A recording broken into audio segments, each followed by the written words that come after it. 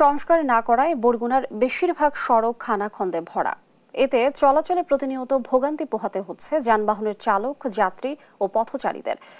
পরিস্থিতি জানাতে সরাসরি যুক্ত হচ্ছেন সহকর্মী রিয়াজ আহমেদ মুসা। এই যে সড়কের বেহাল দশা, কতদিন ধরে সড়কের এমন অবস্থা সে বিষয়টি জানাবেন। আরেকটি বিষয়, সংস্কারের বিষয়ে কি বলছেন কর্তৃপক্ষ?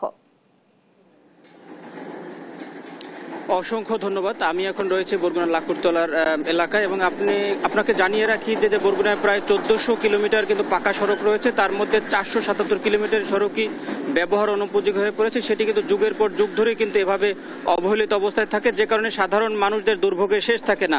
আমরা এই এলাকার একজন নাগরিকের সাথে কথা বলার চেষ্টা করি যে আসলে এই সড়ক এর বেহাল দশা কতদিন ধরে এবং আপনাদের কি ধরনের সমস্যা হচ্ছে।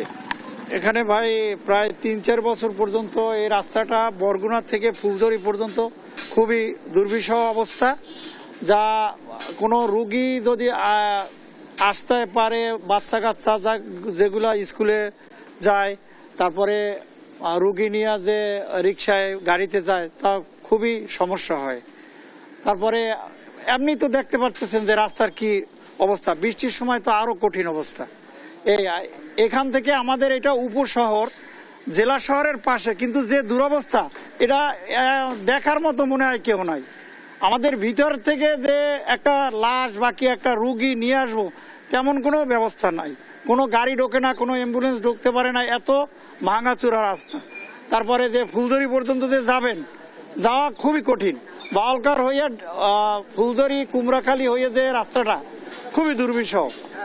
যেমনটা শুনছিলেন যে আসলে বরগুনার প্রায় 477 কিলোমিটার রাস্তায় কিন্তু বেহাল অবস্থায় রয়েছে, যে রাস্তাগুলো দিয়ে মানুষ চলাচলের অনুপযোগী হয়ে পড়েছে। আমরা এলজিডি নির্বাহী প্রকৌশলীর সাথে কথা বলেছি, তারা যেমনটা জানানোর চেষ্টা করেছিল যে এই রাস্তাগুলো মেরামতের জন্য 310 কোটি টাকা প্রয়োজন, সেখানে তাদেরকে বরাদ্দ দেওয়া হয়েছে মাত্র 25 কোটি টাকা। এখানেও কিন্তু বৈষম্য রয়েছে এবং এলাকার মানুষ যেটা বলার চেষ্টা করেছেন যে জনপ্রতিনিধিরা আসছেন আবার যাচ্ছেন, শুধু প্রতিশ্রুতি দিচ্ছেন, এই প্রতিশ্রুতির কিন্তু কোনো বাস্তবায়ন নাই। যুগের পর যুগ কিন্তু এভাবেই কিন্তু অবহেলিত থেকে যাচ্ছে এই সব অঞ্চলের রাস্তাগুলো এবং মানুষ কিন্তু সমস্যার মধ্যে পড়ছে। এই ছিল বরগুনা থেকে আমার কাছে সর্বশেষ।